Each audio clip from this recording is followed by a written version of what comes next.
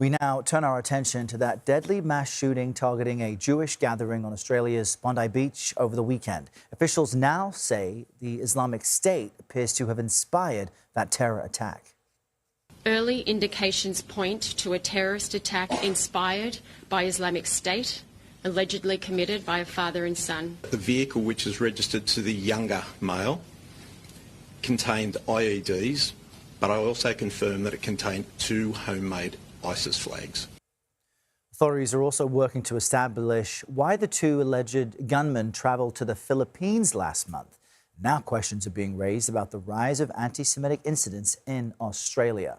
We're now joined by Israel's Deputy Foreign Minister, Sharren Haskel. Sharren, good morning to you. Our viewers should be aware that you lived in Bondi at one point. I just want to get first your reaction to seeing such a brutal attack in a place you used to call home. Wow. Well, it's really difficult, absolutely heartbreaking. And, my heart is shattered. This was my community. It is my community.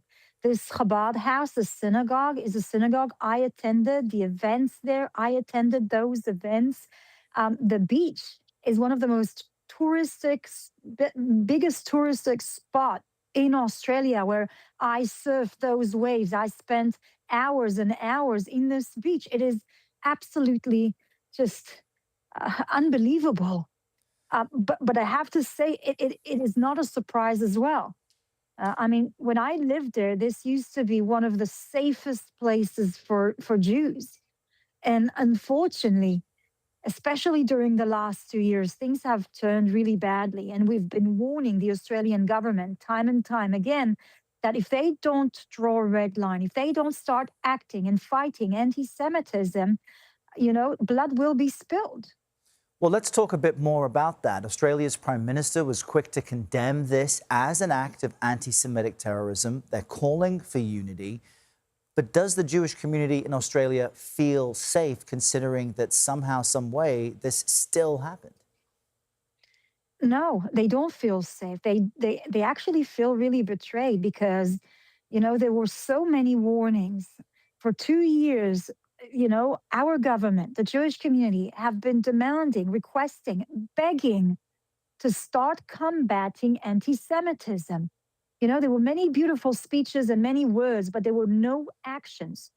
Even with a special envoy that the Prime Minister, Albanese, appointed to combat anti-Semitism, she made an incredible report with so many conclusions, but everything was put on ice. It was put on the shelf. Not even one was applied. Not even one was legislated.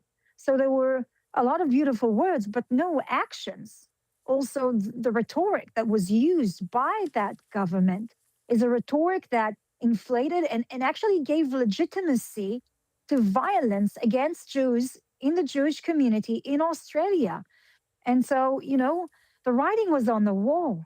And it's very difficult now because it seems like even the current conversation is being taken to, in a wrong direction. They're starting to talk about gun laws. But you need to understand that in Australia, they have some of the strictest gun laws. These were licensed guns. And it is very strict there. They refuse to talk about the problem of extremism in Australia, where the call for death of Jews since the 9th of October, 2 days after the worst massacre of Jews since the Holocaust, those mobs who supported those terrorist organizations like Hamas were inspired and were calling to gas the Jews in the steps of the Sydney Opera House. No one was arrested. No one was prosecuted. This is a crime in Australia. And so the law wasn't enforced. Well, Ms. Deputy Foreign Minister, I appreciate you giving us your first-hand account of what life has been like there for you, and now your criticism that more certainly at this point needs to be done. I do hope at some point you can get back to the beach and into the waves. Sharren Haskel, thanks for your time today. Thank you. Thank you very much.